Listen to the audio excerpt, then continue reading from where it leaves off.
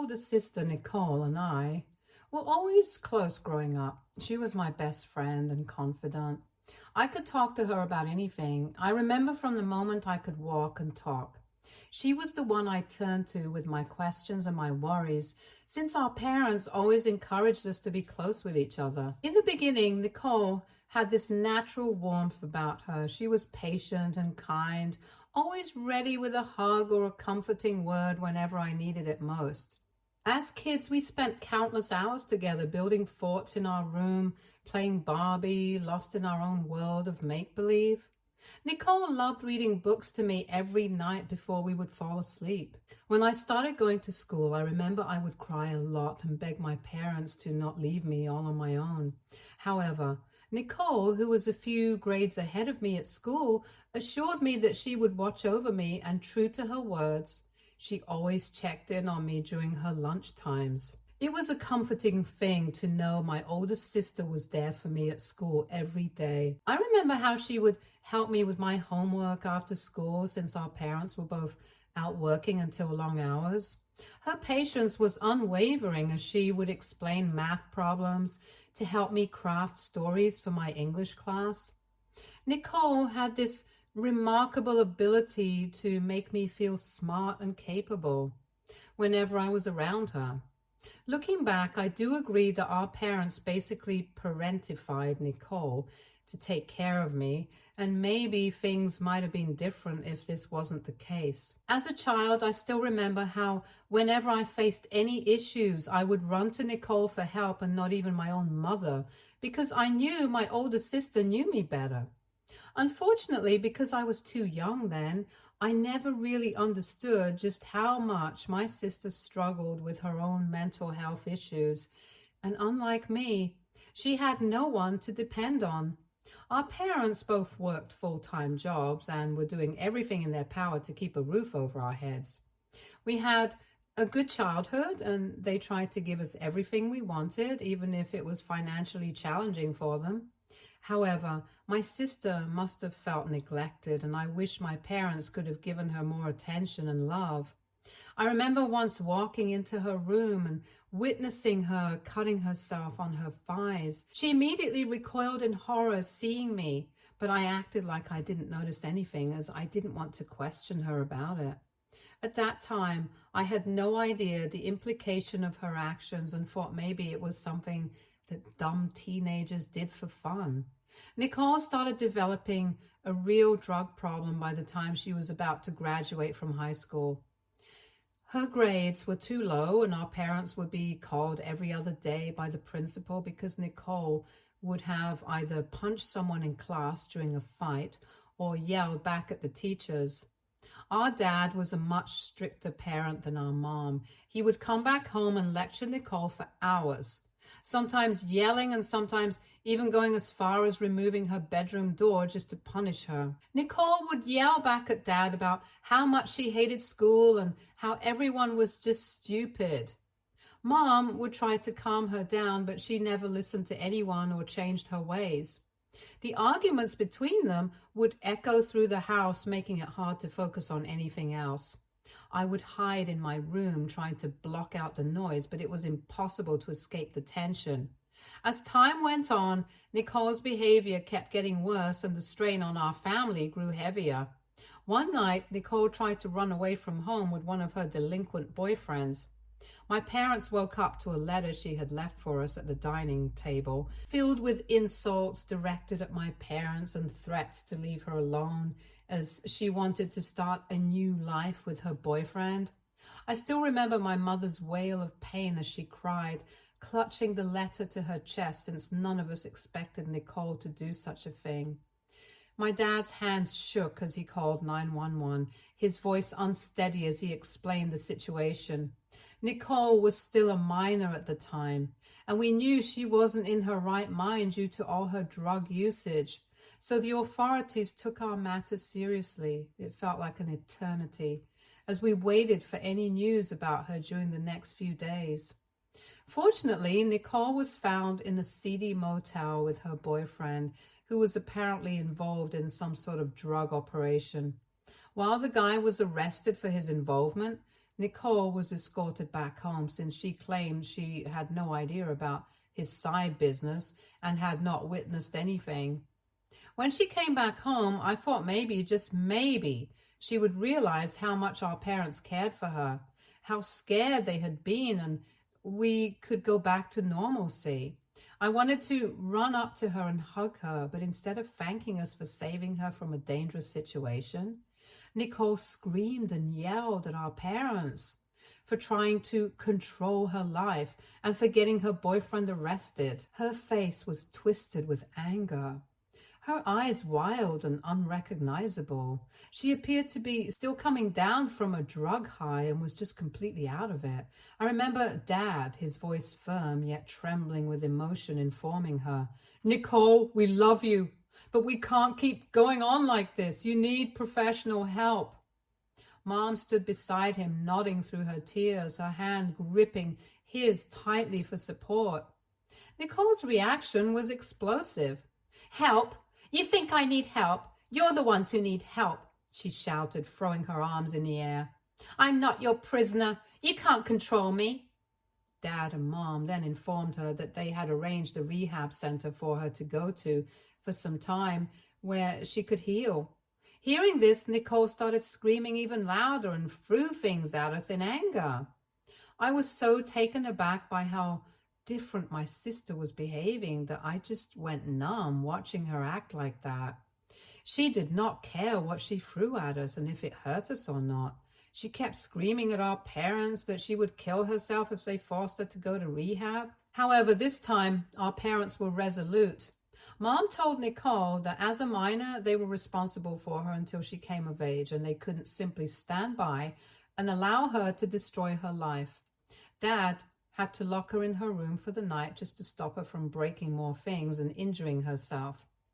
It was heartbreaking to see what drugs had done to my sister. The days that followed were a blur of preparations and difficult conversations. Mom and Dad worked tirelessly to get Nicole admitted to the rehab center, dealing with paperwork and making arrangements. Nicole, meanwhile, continued to lash out at us, her mood swinging wildly from anger to despair. The morning she left for the rehab center was one of the hardest days of my life. I watched as my parents led her out of the house, her eyes filled with a mixture of rage and helplessness.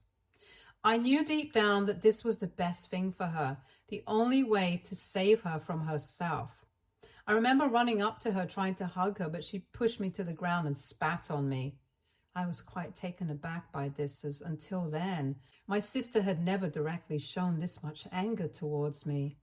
My mom reassured me that Nicole was just suffering and to not hold this action against her.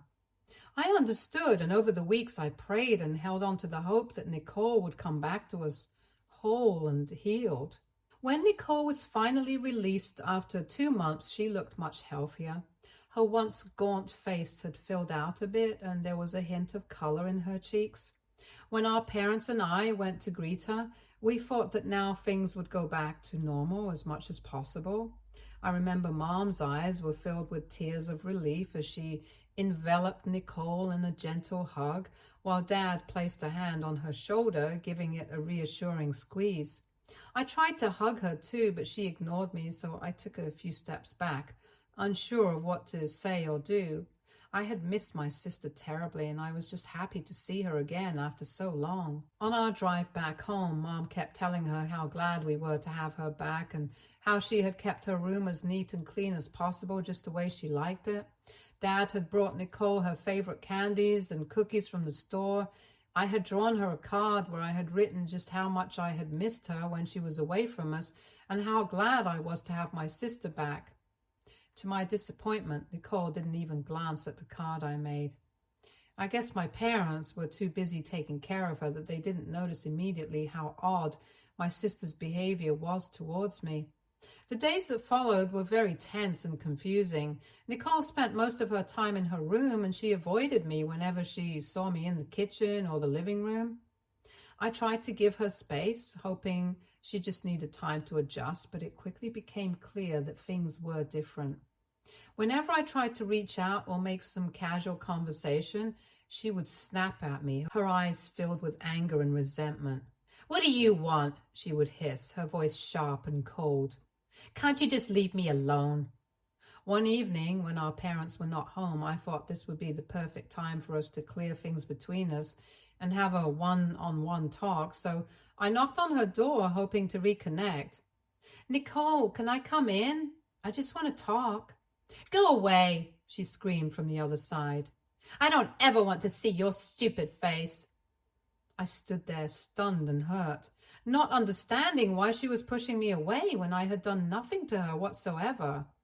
I missed the sister who used to be my confidant, who helped me with my homework and shared late-night talks. Now she seemed like a stranger. Our parents did try to mediate, but their efforts only seemed to make things worse. Whenever Mom or Dad talked to Nicole about why she was angry at me, my sister would yell at them about how she wished they never had any other child other than her, and how much she wished Mom had aborted me. This was heartbreaking for me to hear, because for me, my sister was my hero. She was the person I looked up to. For her to wish I was never born was the most cruel thing I had ever heard, and it wasn't like she said this out of anger or during a fight.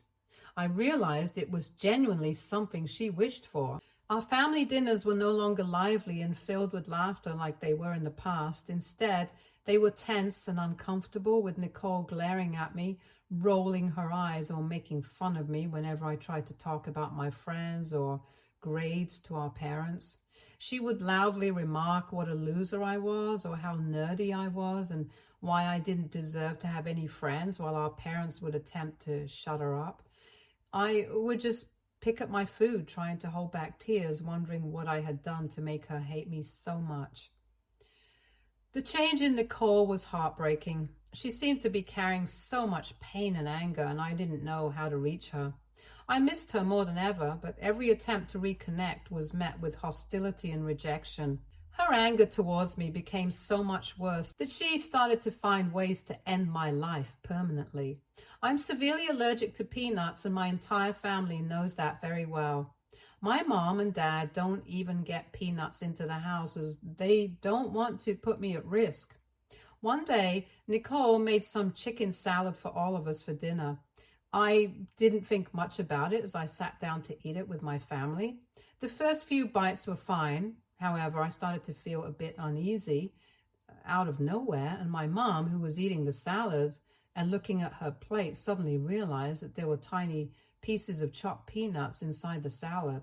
She yelled at Nicole, asking if she had used peanuts, since everyone knew I was allergic to them, and Nicole said that she had used them to make the salad more crunchy. By this time, I could feel my throat almost close up. Panic set in as my breathing became more labored. I grabbed at my throat, trying to gasp for air, while my mom jumped out of her chair and rushed to my side. "Nicole, how could you?" she screamed at her. She screamed, her voice filled with a mix of fear and anger. Nicole just stood there looking indifferent. "I don't think it's a big deal," she muttered. "She must be pretending." My dad sprang into action, grabbing my EpiPen from the kitchen drawer. He quickly administered the injection while my mom called 911, her voice trembling as she explained the situation to the operator. The seconds felt like hours as we waited for the ambulance to arrive. I had no energy to even keep my eyes open. As I lay on the floor struggling to breathe, I couldn't help but feel a mix of betrayal and sadness. My older sister, who used to care so much about me, had knowingly put my life at risk. The paramedics arrived quickly and rushed me to the hospital. The ride was a blur of sirens and concerned faces as I fought to stay conscious. Once at the hospital, the doctors worked swiftly to stabilize me, and slowly my breathing began to improve. I remember later that night, as I lay in the hospital bed, exhausted and drained, my parents sat by my side, their faces etched with worry. "We're so sorry, honey," Mom said softly, tears streaming down her face. "We'll make sure this never happens again." Dad nodded, his expression grim. "Nicole will have to answer for what she did. We won't let this slide." I don't recall the exact punishment my parents gave Nicole for putting my life at risk, but honestly, whatever it was, I'm sure it was too insufficient given the seriousness of the situation. The entire incident left me shaken. The trust I had in Nicole was shattered. It was clear to me that I could not trust her any longer, and I started to feel unsafe in my own home. As time went on, I would stay inside my room more and more just to escape from her. Our parents attempted to enroll Nicole in therapy, but her manipulative nature was so effective that even therapists were swayed by her persuasive tactics. They often reassured mom and dad that there was nothing seriously wrong with her, and even minimized her action against me as a mere dumb mistake. The therapist's reassurances only served to deepen the divide between us, as Nicole refused to apologize to me for putting my life in danger. I knew she was playing all of us like fools. I grew so afraid of eating anything around the house anymore that I started going to bed hungry, which in turn severely affected my health. The fear of Nicole potentially tampering with my food consumed me, making me paranoid about every meal. Seeing my struggle, Mom came up with a solution that would give me peace of mind. She bought a small refrigerator for my room that could be locked. Mom convinced me to keep some snacks inside this fridge, assuring me that it would be a safe place where Nicole couldn't tamper with my food. Her idea turned out to be a lifesaver. Knowing that I had a secure stash of snacks that only I could access gave me a sense of control over my own well-being. It allowed me to eat without fear, easing the anxiety that had plagued me for so long. Without Mom's understanding and support, I might have continued to suffer in silence, risking my health further. Looking back, I realized how close I was to developing an eating disorder due to the stress and anxiety caused by Nicole's actions. Mom's intervention prevented that from happening. When I finally graduated high school and went away to college, I felt like a new person. It was a huge relief to no longer have to watch my back or be scared of my sister trying to harm me. The freedom and independence that college offered were a welcome change from the constant stress and anxiety I had experienced at home. Living away from Nicole allowed me to focus on my studies and personal growth without the shadow of fear hanging over me. I immersed myself in new experiences, made friends who supported and understood me, and pursued my interests with newfound enthusiasm. I could finally breathe and explore who I wanted to be without the constant fear of getting bullied. This is when I met my husband, Keith. He and I were friends for a long time before we started dating. It was a natural progression for us since we both excelled in our studies and shared a love for anime. Our shared interests and deep friendship laid a strong foundation for our relationship, and before long, we fell in love with each other. Keith was someone I could truly connect with on multiple levels. We spent countless hours discussing our favorite anime series, debating characters and plot twists, and supporting each other through the challenges of college life. He understood me in a way that no one else did, and I found myself drawn to his kindness, intelligence, and sense of humor. When Keith and I got married, I was reluctantly convinced by our parents to invite Nicole, since they assured me that she had changed over the years. Unlike me, Nicole never even went to college and had been living off of our parents all these years while she only had a part-time job as a cashier. Whenever I would come back home during my college breaks, she would try to find new reasons to fight with me and was extremely disrespectful to me. I invited my sister to my wedding, hoping that she could keep her emotions in check and let me enjoy just one day in peace. However, Nicole's behavior at the wedding proved otherwise. She arrived wearing a white dress, a deliberate attempt to steal the spotlight from me on my special day. I was shocked and hurt by her blatant disregard for my happiness. My husband and the rest of his family were taken aback to see her audacity. It felt like a calculated move by Nicole to undermine and overshadow me as usual. Thankfully, my dad stepped in decisively. He promptly escorted her out of the venue and asked her to leave despite her protests. He threatened to kick her out of the house if she dared to come back and sabotage my wedding. Later, He and Mom apologized to me, acknowledging that they should have listened to my concerns about inviting Nicole in the first place. Other than that slight hiccup, my wedding pretty much went flawlessly, so I didn't hold Nicole's actions against my parents for a very long time. Keith and I have been married for the past 3 years. We're fortunate to have great jobs and a house that we own together. Initially, our marriage was filled with date nights and a healthy sex life, but then we faced a significant challenge. We were unable to conceive. The desire to have children is something we both deeply shared, so we started undergoing every medical test available to find any clear reason why we were unable to conceive. However, there was nothing inherently wrong with us, and doctors kept advising us to just keep trying. Now, I've always had a belief in trusting the universe and timing. I felt that we would get pregnant when we were meant to. However, Keith is very methodical and tends to seek control over every situation. He started getting obsessed with researching potential issues and insisted on me going on different diets every other month, all in the hopes of optimizing our chances of getting pregnant. This entire approach started to slowly make me feel too overwhelmed and stressed out. While I understood his need for answers and solutions, I struggled with the constant pressure to change my lifestyle or habits based on the latest advice he read about.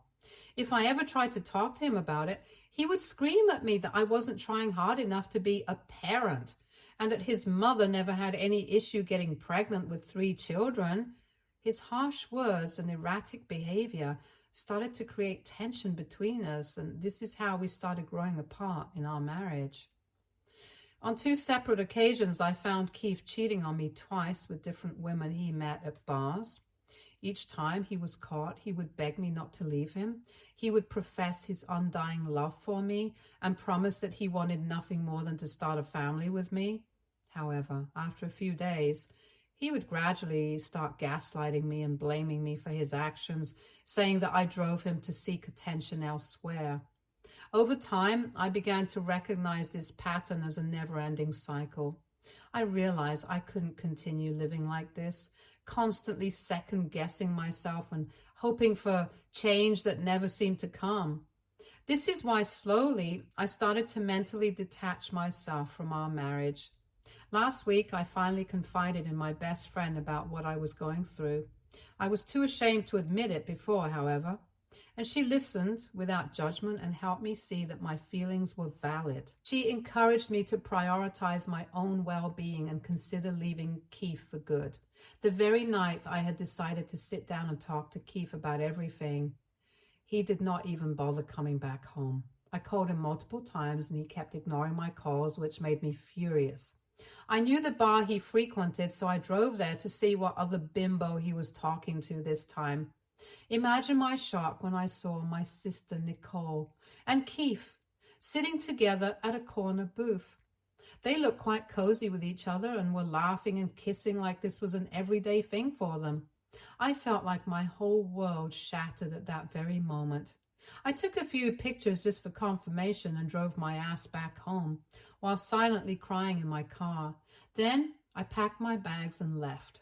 I remember driving straight to my parents' place and falling into my mother's arms as I recounted everything. They couldn't believe Nicole would do such a vile thing to me, but fortunately, I had pictures to prove what I had witnessed. My dad was pissed. He called Nicole and screamed at her to come back home immediately. I guess my sister must have already sensed my dad's angry tone on the phone about what was coming, because she had the audacity to come home to our parents' place with Keith. Long story short, my dad threw all her stuff out while Keith and Nicole tried their best to explain to us how they were better suited for each other and that we needed to just give them a chance. My mother was so pissed that she literally pushed them out of the door and told my sister to never come back home again. Since then, I've been getting calls and messages from Keith trying to explain his side of the story and telling me how sad and depressed Nicole is about being kicked out of home. He blames me for involving our parents without talking to them first. AITA for getting my sister kicked out of home and my parents cutting off all contact with her. Update 1. My dad and some of his friends helped me pack up and move all my things into my parents' place. It feels surreal to be back in my childhood house after so long. Nicole has moved in with Keith now. She's been trying to reach out to our parents, but they haven't shown much interest in hearing from her side of the story. According to Keith, apparently they met at the bar accidentally months ago, and he mentioned how Nicole provided him with comfort and understood his pain. For those wondering, Keith has always been very well aware of the history between Nicole and me, and he witnessed firsthand how she tried to disrupt our wedding. Despite this, I doubt he gave much thought before getting involved with her, because he's just a sleazy man at the end of the day. As for Nicole, she's always harbored resentment towards me and probably saw pursuing my husband as a way to assert her power over me. It's possible that both of them found the idea thrilling, even arousing during their affair. Anyway, I'll be talking to a divorce lawyer this week so I can go forward with my divorce. Update 2. Okay, I know it's been a month since my last update, but I'm back with some important news. I recently discovered that I am pregnant. It's something I've wanted so badly, but I can't help wishing the circumstances were different. My parents have strongly discouraged me from keeping this child because they fear it will forever tie me to Keith, and I'm not sure if I can handle that. I know I need to seriously think about my options in the coming days. It's a lot to process, especially with everything that's happened recently.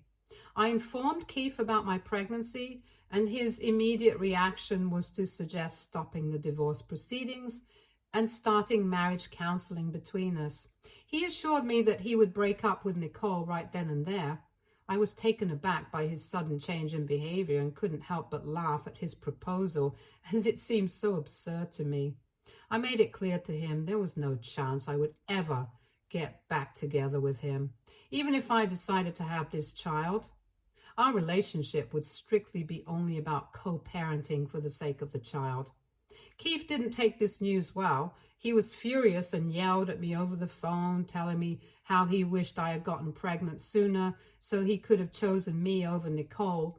His words left me feeling disgusted and regretful that I had even shared the news of my pregnancy with him. I will update next on my decision regarding my pregnancy, but rest assured, there's one thing I know for sure: I'm getting divorced from that loser no matter what. Update 3. Hey, first of all, I am divorced from my ex-husband. As part of the divorce settlement, he had to pay me a substantial alimony, which allowed me to secure a new place for myself. I'm grateful that my job is doing well, and I feel incredibly thankful to my parents and friends for their unwavering support during such a difficult time in my life. Secondly, I want to clarify that I did not go through with the pregnancy. I understand that some people may not agree with my decision, but I want to emphasize that I was not in the right headspace to bring a child into this world. I had serious doubts about my ability to care for them and didn't want to risk their suffering because of my circumstances. It was an incredibly difficult choice, and I feel devastated by it, but deep down, I believe it was the best decision for both myself and the potential child. As for Nicole and Keith, they broke up shortly after I got divorced from Keith. Apparently, they had a serious fight, and Keith kicked Nicole out in the middle of the night. She attempted to seek shelter at our parents' place, but they refused to let her in. When my dad threatened to call the police on her, she had no choice but to leave them alone. From what we've heard from mutual friends, Nicole is currently couch surfing and trying to save money. I hope she takes this opportunity to mature and find a better direction in life. Stay tuned for more stories from Argo Relationships.